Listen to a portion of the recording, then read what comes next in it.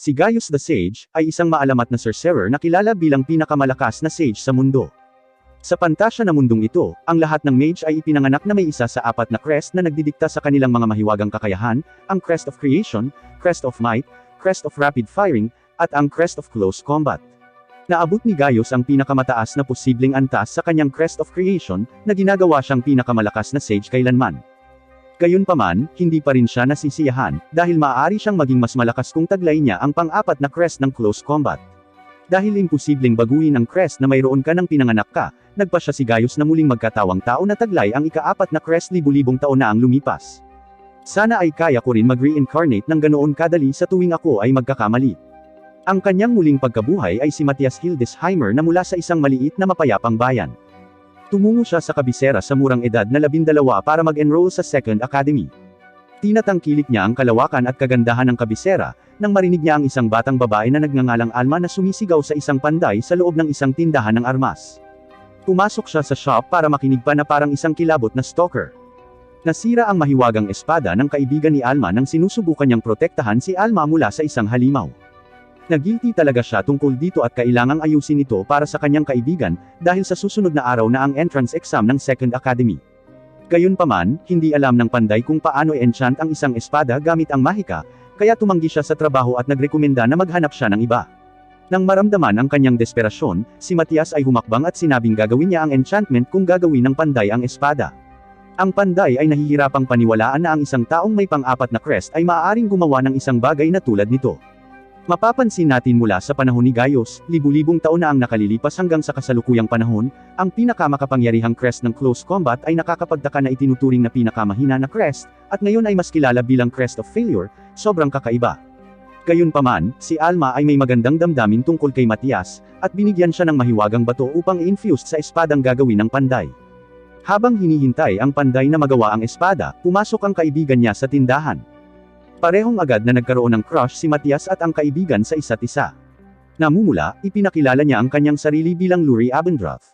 Di nagtagal matapos ang panday na gumawa ng espada, inilapag ito ni Matthias sa mesa sa harap nila at kinuha ang mahiwagang bato.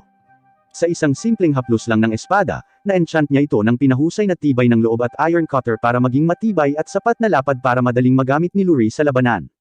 Lahat sila ay hindi makapaniwala sa kung gaano kabilis niya itong na-enchant, lalo na nang walang binibigkas na mga incantation.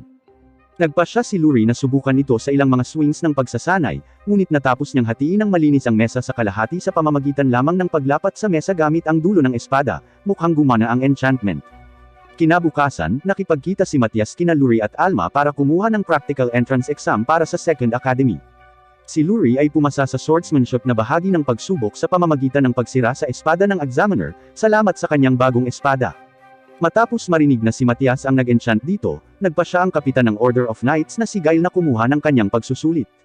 Kung kakayanin ni Matthias ng maayos ang mga pag-atake ni Gael, ang kapitan ay magtitiyak para sa kanyang pagpasok anuman ang kanyang iba pang mga marka sa pagsusulit. Masayang tinanggap ni Matthias ang hamon at inalis ang sandata ni Gael sa isang iglap, napatulala, sumuko si kapitan. Susunod ay ang pagsusulit sa pagkakast, kung saan ang bawat kandidato ay kailangang tumama ng 5 target na may 5 arrow, isang uri ng enchanted magic. Ang enchanted magic ay isang paraan na maaaring gamitin ng sinuman sa pagkakast ng magic sa pamamagitan ng pagbigkas ng mga partikular na salita. Sa layunin, ito ay isang mababang paraan dahil iniiwan ito ang caster na mahina sa pag-atake sa kalagitnaan ng pag-chant, at may mahinang conversion rate ng enerhiya ng caster sa kapangyarihan ng spell.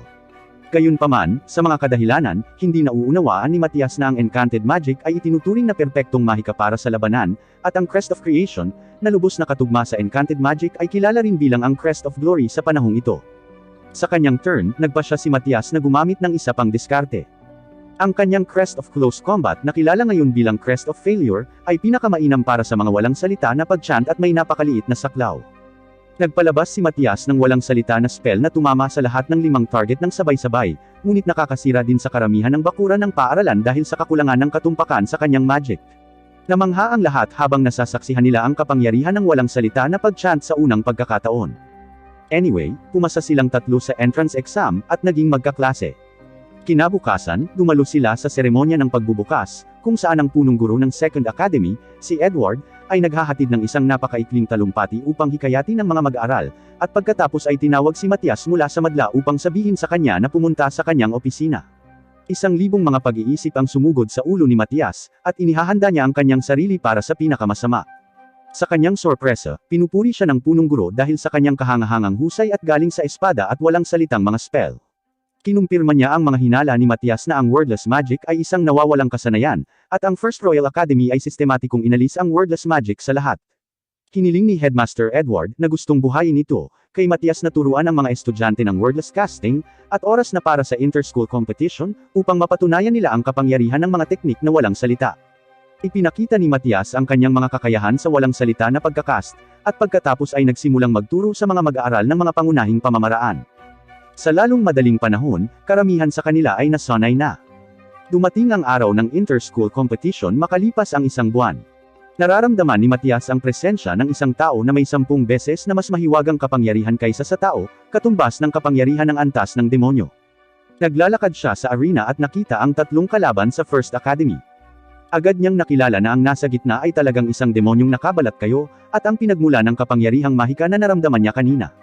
May peking crest pa ang demonyo para magmukhang tao, full package talaga. Ang 2 mandirigma sa magkabilang panig ay unang umatake, ngunit ang kanilang mga incantation ay masyadong mabagal, at pinabagsak sila ni Matias gamit ang isang walang salita na spell. Tanging ang demonyong estudyante lamang ang natitira, na nabigla kaya na-activate niya agad ang kanyang spell bago magpanggap na mag-chant ng incantation. Napansin ito ng madla at nagtataka kung ano ang nangyayari dito. Inatake ni Matias ang kanyang espada sa demonyo, pinilit siyang lumipad pataas at gumanti ng walang salita na mahika. Tinamaan niya ang demonyo gamit ang kanyang espada habang binasag ang spell para ipakita ang tunay na anyo ng demonyo. Dahil doon, inilantad ni Matias na may mga demonyong nakapasok sa First Academy libu-libong taon na ang nakalilipas, at sistematikong tinuligsa ang malakas na crest of close combat sa paglipas ng panahon, upang ang mga tao na kanilang matagal ng kaaway ay maging umaasa sa mas mahinang anyo ng encanting magic.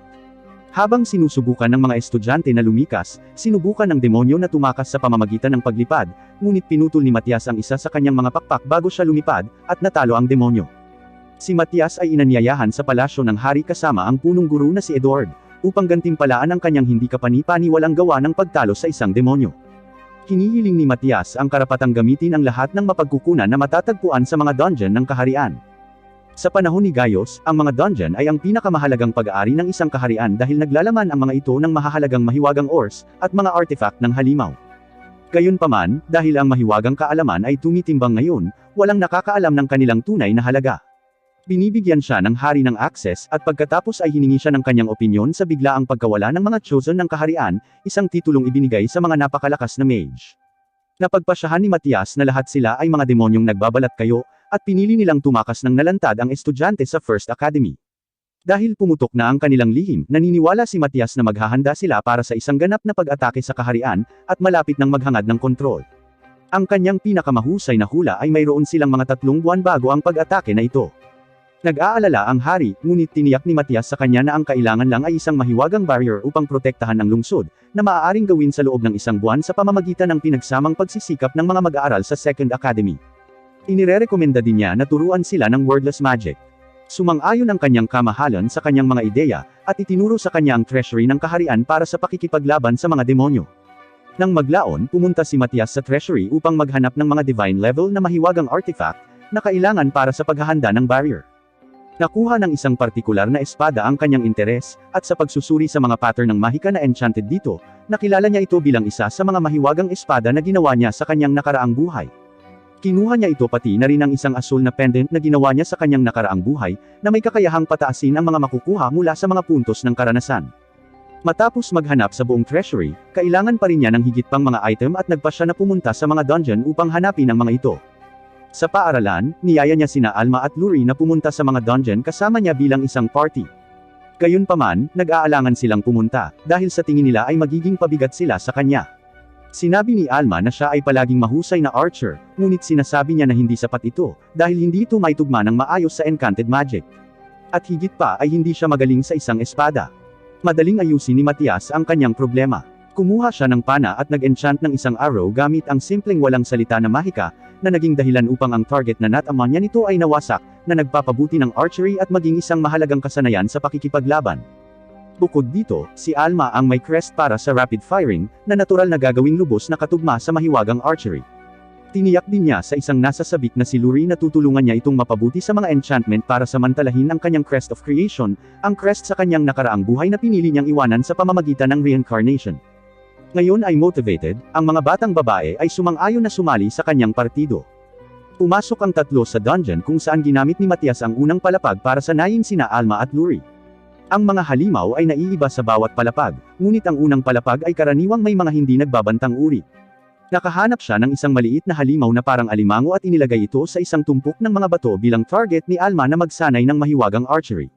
Matagumpay niyang na-enchant ang arrow at natamaan ang halimaw sa unang pagsubok. Susunod, hiniling niya sa kanya na hawakan ang arrow ng mas matagal bago ito bitawan, at mag-concentrate sa trajectory ng arrow. Sinunod niya ang kanyang mga tagubilin at pinakawalan ito. Pagkatapos nito, nakita niya ang isa pang halimaw sa lupa. Nagiging sanhi ito ng arrow upang baguhin ang kurso nito sa kalagitnaan ng paglipad, at matamaan ang halimaw. Ipinaliwanag ni Matias na ito ang thread-guided engine, at dapat itong gawin ni Alma hanggang sa matamaan niya ang maraming halimaw sa isang arrow lang. Nasa sabik na makabisado ang kanyang bagong kasanayan, siya ay umalis upang galugarin ang unang palapag ng dungeon sa kanyang sarili at kunin ang mga magic stones mula sa mga halimaw na kanyang napatay upang tumulong sa pagbuo ng barrier. Sa sandaling wala na siya, sinimulan ni Matias ang kanyang mga aralin sa enchantment para kay Luri. Ang unang mahahalagang pag-aaral para sa isang enchanter ay ang malaman kung paano gumawa ng armas. Pinaghiwa-hiwalay ni Matias ang isa sa mga plain na pader ng dungeon, na sinasabing lahat ng mga ito ay isang mayamang pinagmumulan ng ores. Itinuro niya sa kanya kung paano kunin ang mga ores mula sa hilaw na material, at linisin ang mga ito sa mga purong metal at mineral. Matagumpay niyang na-extract ang purong mithril at bakal mula sa hilaw na material mismo. Sa oras, bumalik si Alma na may daladalang mga magic stones. Alam na ni Luri ang mga pangunahing kaalaman sa paggawa ng mga na-enchant na espada. Masaya sa kanilang pagunlad, nagpasya si Matias na pumunta sila sa ika-10 palapag upang subukan ang lahat ng kanilang natutunan. Sina Alma at Luri ay nagtulungan para talunin ang mga halimaw. Inaatake ni Alma ang karamihan sa mga halimaw, at si Luri ay nagbibigay ng suporta sa pamamagitan ng paggawa ng mga arrow para sa kanya. Gayunpaman, magsisimula ang tunay na pagsubok nang dumating ang isang mabangis na halimaw na aso. Sumabli dito si Alma sa unang ilang beses, at malapit na siyang sugurin ng halimaw, ngunit iniligtas siya ni Luri sa pamamagitan ng paglalagay ng firewall sa pagitan nila. Nakabawi si Alma, at tinamaan ang paa nito at pagkatapos ang leeg nito, na ikinamatay nito. Pinupuri sila ni Matias para sa kanilang mabilis na pag-unlad at mahusay na pagtutulungan ng magkakasama at bumuo ng isang ligtas na lugar para sa kanilang pahingahan. Pansamantala, pupunta siya sa ika-25 palapag upang kunin ang adamantite ore, na kailangan para sa barrier. Matapos marinig ito, hindi makapaniwala si Alma dahil ang pinakamalayong napuntahan ng sinuman ay ang ika-23 palapag, na kung saan ay ang 30 tao na party na pinamumunuan ni Gaius, ang Diyos ng Mahika. Nalilito si Matias sa taong may pangalang Gaius, ngunit nagkataon lamang ito.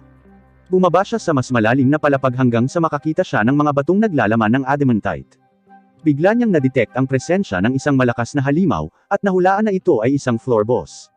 Isinasaalang-alang ito bilang ang kanyang unang pagsubok sa Crest of Close Combat, siya ay sumugod patungo sa aura.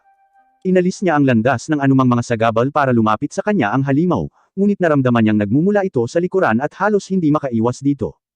Ang halimaw ay isang arc serpent, isang agresibong halimaw na may malalakas na pagsugod at isang makamandag na kagat na maaari pang mag-corrode ng bato. Hinarap niya ito ng direkta, ngunit ang kanyang espada ay halos hindi nakakapinsala sa matigas nitong kaliskis. Sa wakas, dinurog niya ang isang magic stone upang maglabas ng isang ulap ng mahiwagang enerhiya, at nagtipon siya sa kanyang espada upang makagawa ng isang malakas na hampas na pumawi sa ahas. Kasama ang patay na halimaw sa kanyang napunong storage, ang partido ay umalis sa dungeon at pumunta sa isa sa mga guild ng lungsod upang ibenta ang ulo ng halimaw at magic stone. Kahit na ang magic stone mula sa halimaw ay mas malaki kaysa sa anumang nakita ng lungsod, hindi ito sapat para sa barrier ni Matthew. Ang guild ay nagbibigay sa kanila ng malaking kabayaran na 750 gintong barya para sa mga kalakal, na hinati ni Matias ng pantay-pantay sa kanilang tatlo. Habang nakikipag-chat at naglalakad sa paligid ng bayan, naramdaman niya ang 2 demonyong papunta sa akademya. Ang isa sa mga demonyo ay medyo mahina, habang ang isa ay mas malakas kaysa sa nakaharap niya sa inter-high competition. Nagplano siyang harangin ang mga demonyo bago sila makarating sa akademya, na si Matias ay nakaharap sa mas malakas, habang ang 2 babae ay nakikitungo sa mas mahina. Unang inatake si Matias, ngunit hindi ito umubra, dahil wala siyang sapat na mahika upang talunin sila. Kaya sa halip ay ginagamit na lang niya ang spell ng demon sa pamamagitan ng pagkontrol dito. Dinala niya pababa ang mga demonyo hanggang sa malapit na sila para matamaan ni Alma ang mas mahinang demonyo. Gumagamit siya ng mga enchanted arrow na nagpapabagal sa kanya. Inis, ang mahinang demonyo ay nakipaghiwalay sa isa, at inilipat ang kanyang atensyon sa dalawa pa. Ang mas malakas na demonyo ay nagpapalabas ng malawak na hanay ng spell na imposibleng iwasan. Gayunpaman, sinira ito ni Matias sa pamamagitan ng spell sa mahina nitong bahagi. Nagulat ang demonyo dahil ito ang unang pagkakataon sa buong buhay niya na natalo ng isang tao ang galaw na iyon. Ginamit ni Matias ang kanyang hindi mabilang na karanasan sa pakikipaglaban mula sa kanyang nakaraang buhay upang laslasin ang demonyo gamit ang kanyang espada. Ang demonyo ay nagpasya na umatras sa ngayon, ngunit si Matias ay nagcast ng isang occlusion orb sa kanya, na kumukuha ng mahiwagang enerhiya ng isang host at lumalaban sa kanila, na naging dahilan upang ang demonyo ay mawalan ng kakayahan. Bilang huling hakbang, sinubukan niyang magpalabas ng isang demonyong eksklusibong spell na nag-aalay ng kanyang buhay para magpatawag ng isang kawon ng mga halimaw, ngunit inaasahan ito ni Matias, at pinigilan ito. Nang wala ng ibang pagpipilian, tinanggap ng demonyo ang kanyang pagkatalo. Samantala, umaabala ng oras sina Alma at Luri sa pamamagitan ng patuloy na pag-atake sa mahinang demonyo gamit ang mga arrow, at paggamit ng kanyang oras sa pag-recover upang umatras. Nang tapos na si Matias na pabagsakin ang kanyang kaharap na demonyo, pumunta siya upang tulungan sila.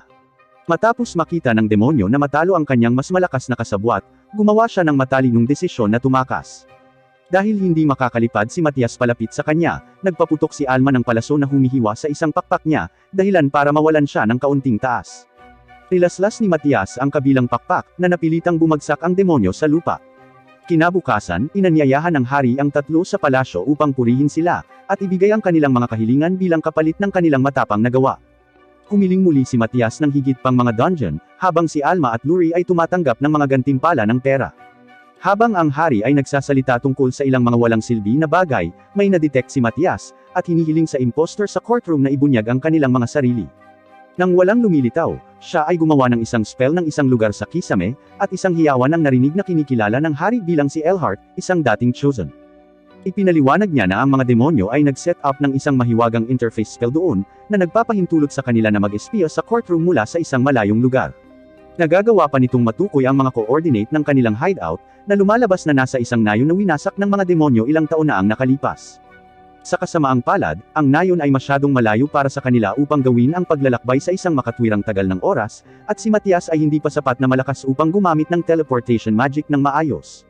Nag-iisip siya ng ibang paraan para makarating doon, ngunit surprise niya na lang ito mula kina Alma at Luri, at nagtungo sila sa bundok. Sila ay natakot na makita ang isang buhay na humihinga na dragon, ngunit si Matias ay nagnanais na gamitin ito bilang kanilang paraan ng transportasyon. Sinabi niya sa kanila na manatili sa likod habang nakikipag-ayos siya dito. Ang dragon na ito ay si Iris the Darkest Dragon, isang dragon na nakalaban niya sa kanyang nakaraang buhay, ngunit mula noon ay naging kaalyado na niya pagkatapos niyang sumuko. Hindi siya nakilala ni Iris noong una, at inutusan siyang umalis sa kanyang nasasakupan, kung hindi ay susunugan niya siya ng malutong. Nagpatuloy siya sa paglalakad papunta sa kanya, kaya nagcast siya ng Dragon Breath spell. Natunaw ito ni Matias sa pamamagitan ng pagtama sa mahina nitong bahagi, at ipinahayag na siya ang muling pagkabuhay ni Gaius sa panahon ng dragon. Nang napagtanto niyang siya iyon, agad siyang humingi ng tawad at humingi ng awa. Tiniyak niya sa kanya na narito lamang siya para hilingin ito, ngunit sinabi ni Iris na hindi na siya makakalipad dahil sa kanyang mga pakpak na napunit. Ipinaliwanag niya na pagkatapos mawala si Gaius, isa sa mga higanteng mahiwagang reactor sa isang kaharian ng tao ay sumabog, na humantong sa iba pang mga pagsabog ng reactor, na nagpabalik sa mga tao sa Stone Ages. Ipinapaliwanag nito kung bakit nawala ang lahat ng pag-unlad ng mga tao sa magic. Gumagamit si Matias ng enchantment magic upang mailigtas ang kanyang mga pakpak upang magawa ang trabaho, ngunit hindi ito perpekto, dahil ang Crest of Creation ay ang perpekto para sa mga enchantment. Pagkatapos nito, lumipat sila sa wika ng tao para maintindihan nina Alma at Luri. Natutuwa, kinuha ni Iris ang kanyang unang paglipad sa loob ng 5,000 taon upang dalhin ang party sa kanilang destinasyon. Hindi nagtagal, narating nila ang nayon at nahanap ni Matias ang bahay kung saan nagtatago si Elhart. Walang makikitang tao sa bahay pagpasok nila, dahil gumagamit si Elhart ng concealment spell para hindi makita ang sarili. Gayunpaman, nakita niya ang kanyang posisyon sa pamamagitan ng pagdetect ng kanyang mahiwagang enerhiya, at inalis ni Matias ang kanyang concealment spell. Si Elhart ay nagpatuloy sa pag-atake, ngunit si Matias ay patuloy na umiiwas sa kanyang mga galaw, habang si Alma ay patuloy na umaatake ng mga palaso sa kanya. Istorbo lang ang tingin ni Elhart sa mga palaso, hanggang sa mapansin niyang pabagal ng pabagal ang kanyang mga galaw. Lumalabas na ang mga arrow na ginagamit ni Alma ay enchanted ni Luri na may magic toxin, na nag-uubos sa demonyo ng mahiwagang enerhiya nito. Dahil sa asar na binubugbog siya ng isang grupo ng maliliit na tao, gumamit siya ng mabangis na spell ng demonyo na lubos na nagpapalakas sa kanyang lakas, ngunit kukunin ang kanyang buhay kapag nagamit na ang lahat ng kanyang mahika. Gumamit ng ilusyon si Matias para linlangin ang demonyo sa pag-atake sa projection nina Alma at Luri, na naghahatid ng malaking dosis ng magic toxin sa kanyang anyo ngayon. Nagpaputok si Alma ng panghuling arrow sa kanyang ulo, at natalo si Elhart. Pagkatapos nito, sinabi niya kina Alma at Luri na hintayin siya sa langit kasama si Iris, habang nakikipaglaban siya sa isang mas malakas na kalaban. Sa sandaling nasa ligtas na distansya sila, dinurog niya ang 3 mahiwagang bato upang palabasin ang kanilang enerhiya, na pinilit ang demonyo sa usok na naramdaman niya kanina upang magpakita. Nagsimula silang maglaban, at agad na pinutol ng demonyo ang braso ni Matias. Gayunpaman, ito ang plano ni Matias sa lahat ng panahon. Kinailangan niyang mag-cast ng Restore at Analysis spell sa kanyang braso bago ang laban. Ito ay nagpapahintulot sa kanya na muling sumama sa kanyang braso at makakuha ng impormasyon sa mahika ng demon. Ito ay nagpapahintulot sa kanya na iwasan ang lahat ng kanyang mga galaw, at mas malapit sa demonyo kung saan nasugatan niya ang kamay ng demonyo gamit ang kanyang espada. Nakaramdam ng pananakot, ang demonyo ay gumawa ng isang spell na katulad ng Atrocify, ngunit hindi ito papatay sa kanya pagkatapos. Dahil nasuri na ang kanyang mahika, madali itong pinawalang bisa ni Matias, at lahat ng iba pa niyang spell. Ang hiwa na ginawa ni Matias sa kamay ng demonyo ay enchanted din, at sinimulan itong makuha ang lahat ng mahiwagang enerhiya sa kanilang paligid. Dinurog niya ang isang mahiwagang bato na nagdulot ng lahat ng mahiwagang enerhiya nito na sumugod sa katawan ng demonyo, na humahantong sa isang pagsabog. Ang pagsabog ay nagpapakita ng isang Dragon Vein Pillar, isang malakas na pinagmumula ng kapangyarihan na sadyang itinago ng mga demonyo sa abandonadong nayon. Ang mga hula ni Matias ay pinaplano nilang gamitin ito upang ilabas ang isang hukbo ng libu-libong mga halimaw sa kabisera, ngunit ang pagsabog ay swerteng nakaiwas sa target nito ng ilang milya ang layo mula sa lungsod, na binibigyan sila ng oras upang bumalik at gumawa ng mga paghahanda para sa pag-atake. Ang partido ay bumalik sa akademya kasama si Iris sa anyo ng tao, kaya kailangan na hilingin ni Matias na siya ay maging isang mag-aaral. Pumayag ang punong guro na payagan siyang sumali hanggat pumasa siya sa entrance exam na may markang 47 sa 50. Ngayong medyo sanay na sa mga pamantayan ng lipunan ng tao, medyo nagpapanik siyang bumagsak sa written na pagsusulit. Sa pagsusulit sa praktikal na swordsmanship, nakipaglaban siya sa knight. Hindi pa rin sanay sa kanyang bagong katawan, nahulog niya ang kanyang espada at pinuntahan ito, na kung saan inaatake siya ni Guile. Casual niyang itinigil ang kanyang pag-indayog sa pamamagitan ng paghawak sa espada gamit ang kanyang mga kamay, at pagkatapos ay iindayog ang kanyang espada na parang baseball bat, na nagpapadala kay Guile na lumilipad sa bubong ng isang gusali. Susunod ay ang Magic Practical Exam kung saan kailangan niyang maabot ang lahat ng 5 target. Chinach-charge ni Iris ang kanyang spell na hinuhulaan ni Matias na magiging masyadong malakas, at gumagawa siya ng barrier laban dito. Nang sa wakas ay ilabas niya ito, ang buong school ground ay nawala, kasama ang 5 target, matagumpay na nagawa ang pagsubok. Walang pagpipilian ang punong guro kundi tanggapin ang isang estudyanteng may hindi kapani-paniwalang salamangka sa antas ng calamity. Ang Second Academy ay medyo nahihirapan sa pangungulekta ng mga ores na kailangan para sa mga barrier, dahil karamihan sa mga estudyante ng Enchantment Specialized Crest of Creation ay naka-enroll sa First Royal Academy. Ang dalawang akademya ay may mahabang kasaysayan ng puot, na ginagawang halos imposibleng gamitin ang tulong ng arogante na headmaster ng First Academy. Gaya ng inaasahan, tumanggi ang punong guro na kilalanin ang patunay ng lakas ng Second Academy mula sa inter-high competition, at itinuturing silang napakababa upang tumulong. Iminumungkahi ni Matias na magkaroon ng isa pang kompetisyon, kung saan ang magkabilang panig ay nagpapadala ng maraming kalahok hanggat gusto nila, at ang matatalo ay gagawin ng anumang hihilingin ng nanalo. Ang First Academy Headmaster ay sumasang-ayon lamang sa kondisyon na si Matias ay mananatili na hindi kasali dito. Sumasang-ayon siya sa mga tuntuning iyon. Sa araw ng competition, ang First Academy ay nag-all out sa pagpapadala ng isang malaking grupo ng kanilang pinakamahusay na Crest of Creation na mga mag-aaral, habang ang Second Academy ay nagpapadala lamang ng 5 mag-aaral, wala sa kanila ang nagtataglay ng Crest of Creation. Inaasahan ang isang madaling panalo, sinabihan sila ng arogante na headmaster na magsimula. Ang lahat ng mga mag-aaral sa First Academy ay nagsimulang mag-encanting ng spell, ngunit ang chant ay napakahaba kaya madaling pinabagsak ng 5 estudyante ang lahat ng kanilang mga kalaban gamit ang walang salita na magic. Ang hari na lihim na nanunood mula sa itaas, ay inaresto ang First Academy Headmaster dahil sa pagtataksil habang ginagawa pa rin niya ang kanyang mga estudyante na magsanay ng encanting magic sa kabila ng kanyang utos na mag-convert sa walang salita na magic. Sa pag-alis niya, inutusan ng hari ang mga mag-aaral sa First Academy na tulungan ang Second Academy, sa kanilang mga pagsisikap at ituloy ang edukasyon sa walang salita na magic. Ang paglipat ay nangyayari ng maayos. Ang mga mag-aaral sa First Academy na masayang nakikipagtulungan, mukhang kinasusuklaman din nila ang kanilang headmaster. Habang ang mga estudyante ay nagmimina at nagtitipon ng mithril mula sa dungeons, dinala ni Matias ang kanyang partido at si Iris sa mga dungeon upang maghanap ng halimaw na magbibigay sa kanila ng 60 cm diameter na magic stone upang mabuo ang core ng barrier. Ginagamit din niya ang ekspedisyong ito para subukan kung makakaangkop ba si Iris sa kanyang bagong katawan, at maging angkop sa kanilang party.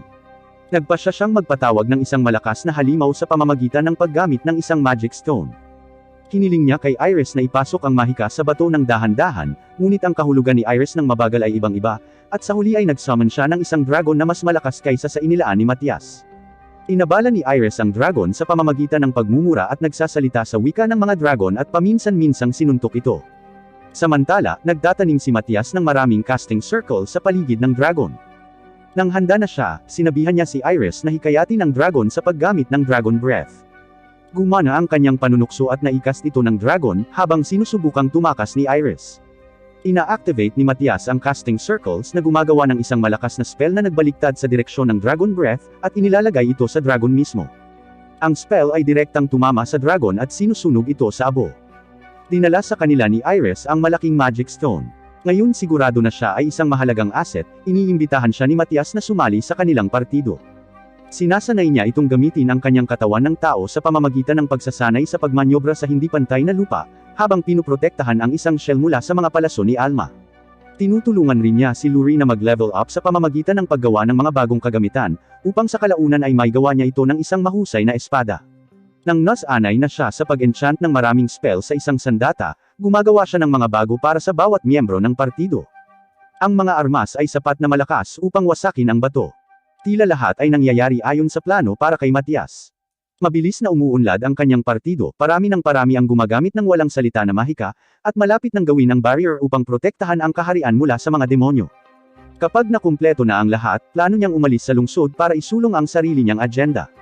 Dumating sa wakas ang araw ng pagtatayo ng barrier. Naramdaman ni Matias ang isang malaking mahiwagang presensya sa itaas ng Second Academy, at natukoy na ang plano ng demon sa pag-atake sa akademya ay gamit ang isang teleportation technique na tinatawag na Majoron bago gawin ang barrier. Gayunpaman, ang kanyang mga kamay ay ginagamit sa pagkakast ng barrier, kaya hiniling niya kina Alma at Luri na bigyan siya ng oras.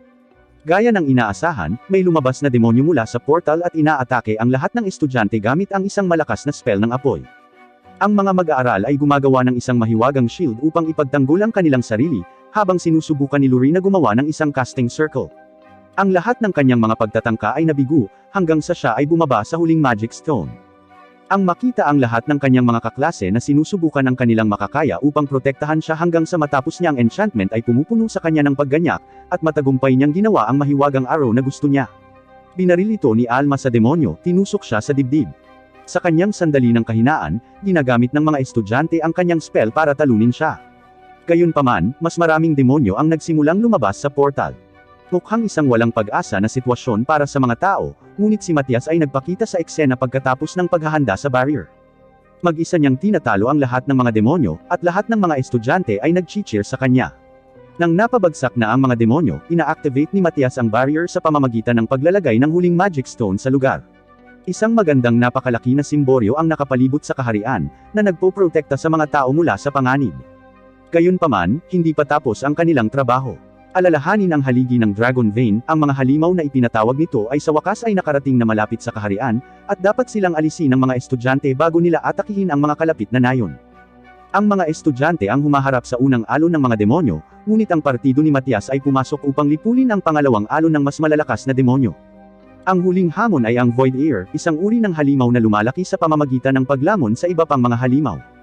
Bagamat hindi pa ito sapat na hamon, dahil talagang pinapakain ito ng malakas na si Matias ng mga mahiwagang bato upang palakihin pa ito, upang makakuha sila ng mas mahusay na mga resources mula dito kapag pinatay nila ito. Tamang-tama, pinapabagsak ito ni Matias sa ilang mga hiwa ng kanyang enchanted sword, at pinutol ang ulo nito. Ngayong naasikaso na ni Matias ang lahat ng agarang pagbabanta sa kaharian, nais niyang umalis sa akademya upang makahanap ng higit pang Dragon Vein Pillar. Nag-aalok ang punong guro na panatilihin siya sa mga talaan ng mag-aaral bilang isang espesyal na mag-aaral sa scholarship, upang magamit niya ang tulong ng paaralan kung sakaling magkaproblema siya. Pinapalawak din ito ang scholarship sa mga miyembro ng partido ni Matias nang nagpasya silang samahan siya sa kanyang mga pakikipagsapalaran. Ang mga mag-aaral ay nagpaalam sa kanila, at ang 4 ay umalis mula sa akademya. Ang una nilang destinasyon ay ang Melkia Dungeon, ngunit nagulat si Matias nang malaman na isang adventurous na lungsod ang nagtayo ng sarili sa itaas ng mga dungeon mula nang mawala siya. Gayunpaman, ang lungsod ay madilim at halos walang laman pagdating nila. Isang mahiwagang lamppost na malapit sa kanila ang umiilaw, ngunit nagbibigay ito ng kakaibang magic signature.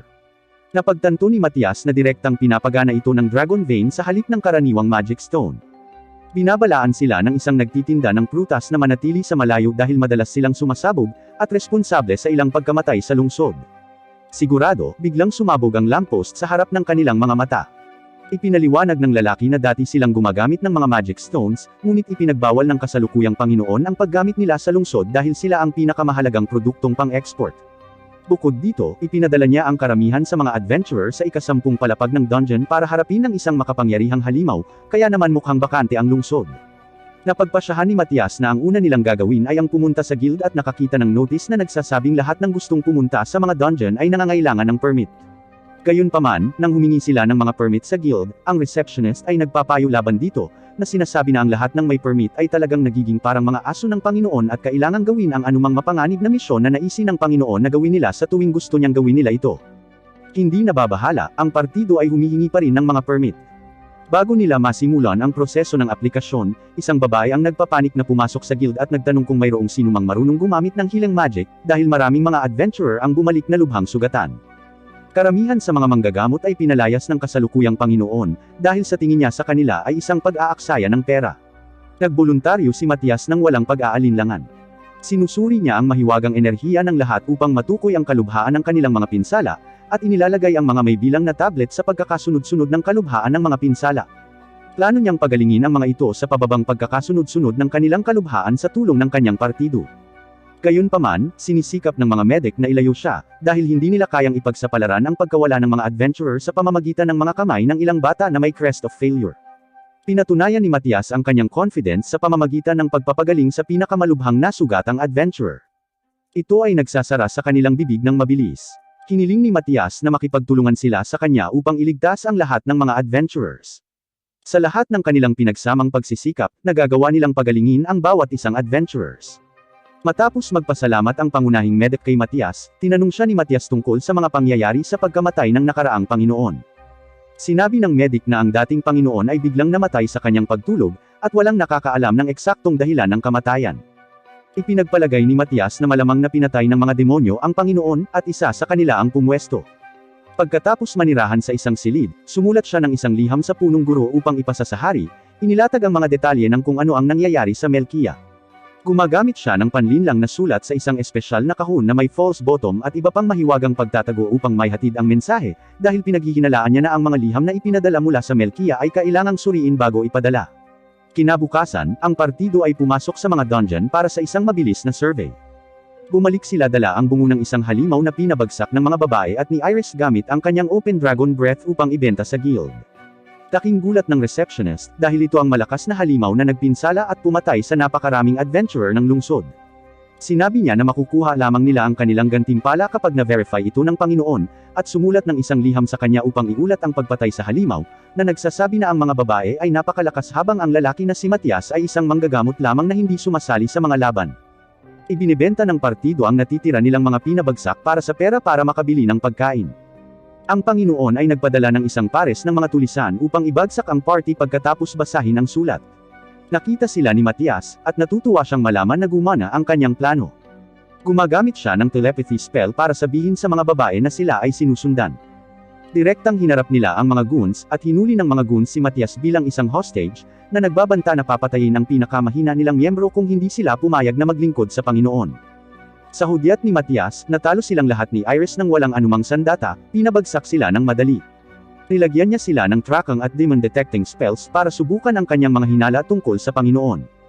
Kinabukasan, nakatanggap si Matias ng salita mula sa mensahero ng hari na magkita sa isang partikular na lugar sa mga dungeon. Nang nakipag-ugnayan sila, iniabot sa kanya ng mensahero ang sulat ng hari, na nagbibigay sa kanyang partido ng autoridad na arestuhin ang Panginoon sa ngalan ng hari. Salamat sa mga trackang spells, natukoy niya ang lokasyon ng Panginoon sa isang bahay na nakatago sa labas ng lungsod. Dumating silang 5 sa bahay na walang nakitang bantay sa labas. Nakita ni Matias ang maraming goons na naghihintay sa kanila sa loob ng bahay. Pumasok ito mismo sa pangunahing pinto, at sinalubong sila ng maraming spell na ibinato sa kanila, ngunit hinaranggan silang lahat ni Lurie ng isang shield. Susunod, pinabagsak silang lahat ni Matias sa isang spell lang. Na-detect niya ang presensya ng Panginoon sa basement, at nakita niya ang lihim na pasukan nito. Marami pang goons ang lumabas mula sa kanilang mga pinagtataguan upang tambangan sila sa basement, ngunit muli silang natalo ni Matias sa isang bagsakan. Sinubukan ng Panginoon na labanan ang pag-aresto, ngunit ginawa lamang siya ni Matias na mawalan ng malay sa pamamagitan ng pagpitik ng kanyang mga daliri at ibinigay siya sa messenger na dalhin sa kaharian. Nahanap niya ang mga labi ng isang liham na may bakas ng mahika, na nagpapahiwatig na natagpuan ng mga demonyo ang Dragon Vein sa mga dungeon ng lungsod. Ito ay nagbabadya ng masamang balita dahil ang tamang enchantment sa vein ay maaaring magdulot ng kapahamakan sa mundo. Bigla silang nakaramdam ng panginginig sa basement, ibig sabihin, ginagamit na ng mga demonyo ang Dragon Vein para ipatawag ang isang kawon ng mga halimaw. Mayroon silang 2 oras bago dumating ang mga halimaw at sumira sa lungsod. Bago nito, kailangan nilang talunin ang kumokontrol ng demon sa haligi ng Dragon Vein. Pumasok sila sa mga dungeon para ma-access ang Dragon Vein. Na-detect nila ang mga demon magical signature sa vein, na nagpapahiwatig na pinakialaman nila ito sa ilang paraan upang gawin ito sa kanilang pag-uutos. Inatasan niya si Lurie na ipawalang bisa ang kanilang mahika sa pamamagitan ng kanyang enchantment, habang pinalalayo nina Alma at Iris ang mga halimaw mula kay Lurie sa lungsod, at mas bababa siya para harapin ang mga demonyo. Sila ay nasa patuloy na telepatikong komunikasyon sa kabuuan. Sa isang oras na natitira hanggang sa dumating ang mga halimaw, sinusubaybayan ni Lurie ang daloy ng demonic magic at nagsimulang subukang humadlang, at si Matias ay nakatagpo ng isang demonyo. Nakulong siya sa telepatikong spell ng demon, at napagtanto na may mas mataas na demon na nagbibigay sa kanya ng lahat ng mga utos.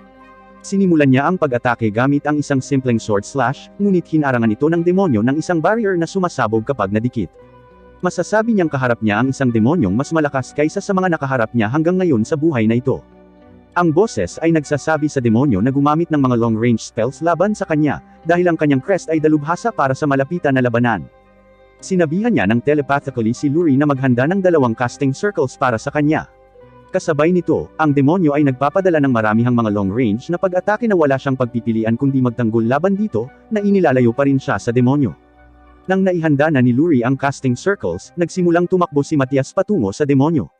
Sinabi niya sa kanya na i-activate ang mga circles, na nagtatapos sa pagpapawalang bisa sa lahat ng mga trap spell na inilatag ng demonyo, at pinutol din ang communication spell na ginagamit ng demonyo para makinig sa boses ng nakatataas na demon. Pagkatapos ay ibinato niya ang tuloy-tuloy na linya ng mga spell sa barrier ng demon, sinasamantala ang oras ng pag-reset ng barrier explosions para umatake gamit ang kanyang espada bago matapos ang cooldown nito.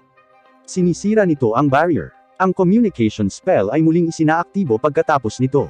Narinig ni Matias ang mas mataas na demon na nag-iisip kung siya ba ay ang reincarnation ni Gaius, ibig sabihin, ang mas mataas na demon ay maaaring isang sinaunang demonyo upang malaman ang tungkol kay Gaius.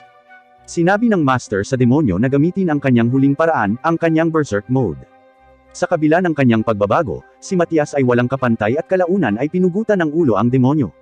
Matagumpay ding na-neutralize ni Lurie ang lahat ng demonic tampering sa Dragon Vein, na humahantong sa pagkawala ng mga halimaw na umaatake sa lungsod. Ang natitira na lang ay alamin kung sino ang mas mataas na demon, isang hamon sa ibang antas kaysa sa mga pinagdaanan ni Matias at ng kanyang partido sa ngayon. Itinala ni Matias ang magical signature ng spell ng komunikasyon ng demon na naiwan sa isang magic stone. Nang maupo ang party upang magpahinga, ipinaliwanag niya na mayroong isang sinaunang kagamitan na maaaring magbasa ng magic stone at matukoy ang lokasyon ng master na demonyo. Ang device ay matatagpuan sa kasalukuyang Laginia Alliance sa kabila ng hangganan ng kaharian. Nagpasya si Matias na pinakamadaling tumawid sa hangganan sa tulong ng hari, kaya nagpasya silang bumalik sa kabisera. Dumating sila sa Second Academy Campus at nalaman na ito ay sumasailalim sa kumpletong muling pagtatayo sa pamamagitan ng pagsisikap ng parehong mga mag-aaral ng Academy. Ipinaalam ni Matias sa punong guro ang kanilang layunin sa kabila ng hangganan, at tinanong kung tutulungan sila ng hari. Sinabi ng punong guro na ipaparating niya ang mensahe sa kanyang kamahalan, at hihilingin sa kanya na makuha ang kooperasyon ng Guild ng Laginia Alliance upang matiyak na maayos ang lahat. Nag-aalok ang partido na tumulong sa pagtatayo hanggang makuha nila ang pahintulot upang tumawid sa hangganan. Pagkalipas ng ilang araw, kumuha sila ng nakasulat na permit mula sa hari at nagtungo sa alyansa ng Laginia. Siyempre, hindi lang ito ang naging hadlang nila para makarating sa device. Pinarkahan ng lungsod ang lugar kung saan ang device ay isang restricted region, ang A-rank adventurer lang mula sa kanilang guild ang autorisadong mag-access. Dumating sila sa Laginia's Guild upang salubungin ng isang adventurer, na naghihintay sa kanila mula sa mensahe ng hari. Sinabi niya na lahat sila ay dapat pumasa sa A-rank na pagsubok, na isang mock fight sa isang proctor bago pumunta sa restricted region. Sa sandaling iyon, si Gilas ay isang sikat na S-rank adventurer ng Lag-Inya ay pumasok, at sinabing siya ang magiging proctor ng pagsusulit. Ipinasa niya sina Iris, Alma, at Luri nang hindi nila nilalabanan, ngunit iginiit na magkaroon ng tunggalian kay Matias. Gusto niyang harapin ang batang ito na naging kilala bilang Demon Slayer. Bago magsimula ang tunggalian, sinabi ni Gilas na hindi siya gumagamit ng anumang mahika upang lumaban, ngunit pwedeng gamitin ni Matias kung gusto niya. Gayunpaman, sa sandaling nagsimula silang makipaglaban, napagtanto ni Matias na si Gilas ay nagcast ng mga enchantment sa kanyang katawan at espada nang hindi namamalayan, isang kahangahangang kakayahan na hindi magagawa ng karamihan sa mga tao. Ang dalawa ay pantay sa mga tuntunin ng swordsmanship, kaya't pinaganda ni Matias ang mga bagay gamit ang magic. Nahaharap sa isang mabigat na kalaban sa unang pagkakataon sa kanyang buhay, si Gilas ay gumagamit din ng parehong magic technique katulad ni Matias upang manatili sa kanyang pakikipaglaban. Gayunpaman, dahil sa kanyang kawalan ng karanasan sa pagkakast, binugbog siya ni Matias at pinilit siyang tanggapin ang pagkatalo. Nang matapos ang tunggalian, tinanong ni Gilas kung paano siya magiging kasing lakas ni Matias. Ibinigay sa kanya ni Matias ang aklat na isinulat niya tungkol sa mga spells upang matulungan siyang mapabuti sa labanan ng magic. Mababa ang tingin ni Gilas sa mahika, dahil sa tingin niya lahat ng spells ay maaari lamang ibigay sa pamamagitan ng pagbigkas ng mga chants na iniiwan ng caster na mahina. Gayunpaman, itinuturo ni Matias na ang walang salita na magic ay walang ganoong kahinaan, at si Gilas ay sa katunayan ay ginagamit ito ng hindi na pagtatanto. Itinakda ni Gilas ang kanyang isip sa pagpapabuti ng magic sa labanan. Sa kanilang A-rank na certification, ang partido ay makakaalis na para sa restricted Folkia region. Nakarating sila sa isang checkpoint kung saan binibigyan siya ng mga guard ng pass para ma-access ang lugar. Gayunpaman, nakita ni Matias ang isang tracking spell sa isang mensahe ng Demon Code sa nakaraan na nagsasabing ang mga ito ay isang banta na dapat harapin kaagad. Pinaghihinalaan nila na ang buong rehiyon ng Folkia ay maaaring kontrolado na ng mga demonyo. Sigurado nga, makikita ang malaking grupo ng mga bandido na naghihintay na tambangan sila sa di kalayuan. Binigyan ni Matias sina Luri at Alma ng pampatulog para palihim na patulugin ang mga bandido, habang sila ni Iris ay ginugulo sila. Gumagana ang plano, ngunit nakatulog din sina Luri at Alma pagkatapos malantad sa gas. Matapos silang gisingin, pumunta sila sa Folkia City. Nakikita ni Luri at Matias ang mahigit 30 natatanging magical signature. Ito ay napakasamang balita, dahil nangangahulugan ito na ang Folkia ay nasakop na ng mga demi-demon, isang espesyal na klase ng mga demonyo na hindi maaaring gumamit ng anumang mga espesyal na spell, ngunit nagtutulungan sa mga grupo gamit ang isang nakabahaging kamalayan. Sa halip na direktang pumasok, natuklasan ni Matias ang isang nakatagong daanan, na malamang na ginamit ng mga demi-demon para makalusot sa center ng lungsod. Ang lahat ng mga taong bayan ay mukhang mga zombie, naglalakad sa paligid na walang patutunguhan na may bulag na tingin at tila sila ay nasa isang uri ng kawalan ng ulirat. Nakahanap sila ng mahabang pila sa harap ng isang pabrika kung saan ang isang demonyo ay nagkakast ng thought paralysis spell sa mga taong bayan upang masakop sila sa walang pag-iisip na pagtatrabaho sa pabrika. Nag-counter spell si Matias sa kanya at sa mga babae, para magpanggap silang nasa ilalim ng thought paralysis at pumasok sa factory para mag-imbestiga. Kung ano ang nakikita nila sa loob ay medyo nakakapangamba. Ang mga tao ay ginagamit upang i-refine ang Rankon Magical Ore, isang uri ng mineral na maaaring magamit upang gumawa ng mga pampasabog. Ang 1 toneladang purong Rankon ay maaaring alisin ang isang buong kaharian. Siyempre, hindi nila ito hahayaang magpatuloy, kaya nagplano sila ng diskarte para mapabagsak ang demi-demons. Sinasamantala ang kanilang ibinahaging kamalayan at pagtutulungan ng magkakasama, ibinukas ni Matias ang napakalaking magical signature ni Iris, na nag-aalerto sa mga demonyo at pinilit ang ilan sa kanila na pumunta at imbestigahan ang banta. Habang papalapit sila sa lugar, pinabagsak silang lahat ni Matias, Alma, at Luri. Ang mga demi-demon na magkakasama sa kamalayan ay napupunta sa siklab ng galit dahil higit sa kalahati ng kanilang mga puwersa ay napatay. Sa wakas, bumaba ang pinuno ng mga demi-demon para tingnan ang eksena. Inutusan niya ang natitirang mga demonyo na magtipon sa isang lokasyon, at nagpa siya na gamitin ang kanilang mga Rankon na pampasabog upang tapusin ang kalaban. Gayunpaman, ang kanyang plano ay nabigunang ang dalawa sa kanyang mga demonyo ay pinatay sa harap niya mismo. Sa kabutihang palad, napagpasyahan ni Gilas na bisitahin ang Folkia at tumulong. Siya at ang pinuno ay nagtagpo ng mga espada, habang sina Iris at Matias ay tinapos ang iba pang mga demi-demon. Sa tulong ng mga bagong walang salita na spell na nakuha niya mula sa libro ni Matias, itinulak ni Gilas ang demi-demon sa kanyang limitasyon at tinalo siya ng buong lakas. Gayunpaman, biglang nagningning ang mga mata ng demi-demon leader, at siya ay bumangon at sinusugod si Matias. Kinaranggan ito ni Matias, at ang parehong boses na narinig niya na nag-uutos sa demonyo sa dungeon ng Melkia ay nagsasalita mula sa bibig ng demi-demon. Ang boses ay nagbabanta na susundan si Matias sa sandaling sirain niya ang selyo at muling mabuhay ng kumpleto. Pagkatapos nito, nagkawatak-watek ang katawan ng demi-demon. Ang mga tao na nasa ilalim ng thought paralysis spell ay nagkamalay, at sobrang nalilito. Bilang isang mataas na ranggo na adventurer, ipinapalagay ni Gilas ang pansamantalang kontrol sa emergency sa Folkia hanggang sa bumalik ito sa normal. Nakipag-hiwalay ang party sa kanya, na inaabangan ni Matias kung gaano siya lalakas kapag nagkita silang muli. Sa wakas ay nakarating sila sa lugar ng device. Muntik nang madulas si Matias na siya ang gumawa ng device bilang gayos libu-libong taon na ang nakalilipas. Ang device ay nasa ilalim ng parang pyramid na istruktura na mabubuksan lamang sa pamamagitan ng pag-enchant dito sa isang partikular na spell. Binuksan ito ni Matias, na nagudyok sa pyramid na itaas at ipakita ang isang daanan sa ilalim ng lupa na dapat nilang pasukin. Sa loob, nakikita nila ang sinaunang kagamitan na napanatili pa rin sa malinis na kondisyon. Habang inihahanda ito ni Matias para sa pag-activate, ang iba ay tumitingin sa paligid ng ruins para sa mga mahahalagang artifact, ngunit siya ay nahihiya na makitang sila ay nakakahanap lamang ng kakaiba na armas na ginawa ni Gaius para sa kasiyahan. Nang handa na ang device, ginagamit ito ni Matias para ma-analyze kahit ang pinakamahina na magical signature sa Magic Stone. Ibinunyag na ang demonyo sa likod ng lahat ng ito ay si Zardius, isang demonyong napakalakas na kahit na ang mga mage noong panahon ni Gaius ay hindi siya maalis, at kinailangan siyang eselyo. Ang mineral at ang selyo ay halos masira na. Wala silang pagkakataong talunin siya sa kanilang kasalukuyang antas. Bilang huling pagsisikap, ginawa ni Matias ang device na suriin ang isa sa mga kakaiba na signature ng armas upang matukoy ang lokasyon ng isa pang makapangyarihang espada na ginawa ni Gaius. Sa kabutihang palad, ang espada ay nangongolekta ng alikabok sa kaba ng kabisera. Mabilis na nagtungo sila patungo sa kabisera sa anyo ng Iris Dragon. Sa daan, lahat sila ay nakakaramdam ng napakalaking magical signature, ibig sabihin, ganap na nasira ni Zardius ang selyo, at sinusundan sila. Binigyan ni Matias sina Luri at Alma ng 2 magic stones para hanapin ang espada sa kabangyaman, habang pinipigilan ni Matias si Zardius. Dumating si Zardius sa Kapitolyo sa pamamagitan ng isang portal. Si Iris ay nagpakawalo ng isang higanting sabog sa pamamagitan ng kanyang Dragon Breath spell, ngunit hindi ito nagdulot ng pinsala kay Zardius. Si Matias ay nalulula sa kapangyarihan ng demonyo, at nabigong makaiwas sa isa sa kanyang mga pag-atake. Inihayag ni Zardius na binuhay niyang muli ang mga demonyong pinatay nila sa kabisera pabalik. Samantala, pumunta sina Alma at Luri sa treasury, ngunit hindi binibigyan ng akses ng walang pahintulot ng hari. Napapaligiran sila ng mga gwardya, ngunit sa kabutihang palad ay pumasok ang hari, at inutusan ng mga gwardya na umatras at buksan ang kaban para sa kanila. Sa kalaunan ay nahanap nila ang espada at sinubukang dalhin ito kay Matias ng mabilis, ngunit nasagasaan nila ang mas mahinang demonyo na natalo nila noon sa loob ng kabisera.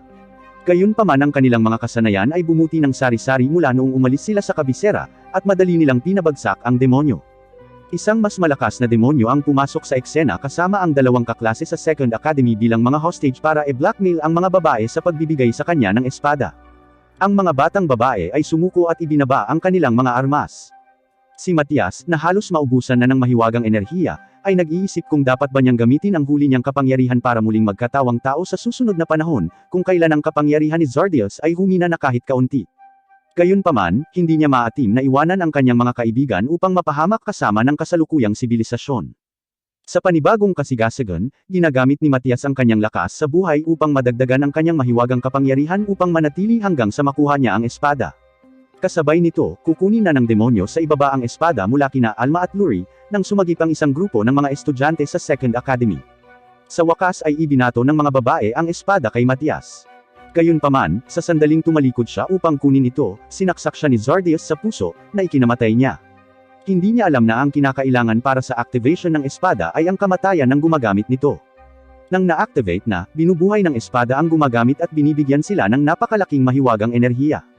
Sa lahat ng bagong natamo nitong kapangyarihan, si Matias ay naghatid ng isang nakamamatay na atake kay Zardius, na naging abo. Sa wakas, ang mundo na nasa krisis ay tapos na, at ang kapayapaan ay bumalik sa mga tao sa buong mundo.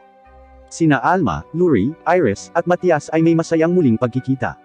Nang ganap na naubos ang kanyang mahiwagang enerhiya, bumalik si Matias sa Second Academy bilang isang mag-aaral hanggang sa mapunan muli ang kanyang enerhiya. Para sa mga mahimalang gawa, ang hari ay bukas palad na ginagantimpalaan sila ng lahat ng gusto nila.